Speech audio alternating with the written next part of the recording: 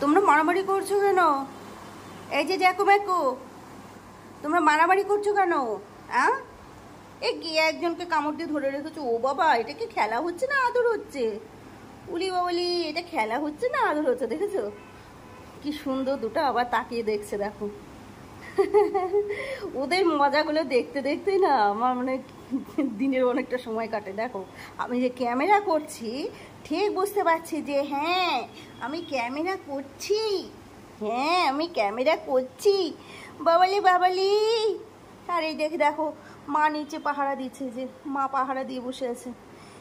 এই যে আপনারা এবার বাইরে বেরোন, আপনারা এবার বাইরে বেরোন, আমি যাব গোপাল কৃষ্ণে, আমি যাবো সোনা। ও শোনা, আমি গোপালকে কেমন করে তাকিয়ে দেখছে, দেখো তো? ওরাও বোঝে। চলো চলো নেমে পড়ো, চেয়ার থেকে নেমে পড়ো। চেয়ারের মধ্যে যেখানে থাকবে দুটো ছানা একসাথেই থাকবে। চলো চলো চলো চলো ডাইনিংয়ে, চলো চলো ডাইনিংয়ে। এখন আর ঘরে নেই, ঘরে না, এখন ঘরে না। চলো চলো, এতক্ষণ আমি ঘরে ছিলাম, ওরাও ঘরে ছিল। চলো। বাবা কি হয়ে গেল? অভিমান হয়ে গেল? অভিমান? চলো চলো চলো চলো জ্যাকু। ওলে সোনালি, এ কি আবার কি হলো? এ কি কে কারোর থেকে তো কম না। ওরে বাবালি, আবার আদরও হচ্ছে, আবার আদরও হচ্ছে। ওলি বাবালি, আহ এ কি, কোনটা তোদের আদর কোনটা তোদের মারামারি কিছুই বুঝে না। হাই, দেখো কাণ্ড, দেখো কাণ্ড। জ্যাকু জ্যাকু শোনা, জ্যাকু শোনা, আদুলি আদুলি গজ গজ হয়ে যাচ্ছে, গজ গজ গজ গজ গজ গজ। এ আবার নেমে চলে আসলো মায়ের কাছে। চলো বিকেলের টিফিন এখন ওদের মায়ের বেস্ট মিল্ক খাবে।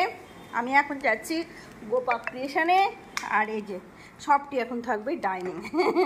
এখন থাকে, আমার মনে হয় কি গরমে আমি কষ্ট পাচ্ছি, ওরাও কষ্ট পাচ্ছে।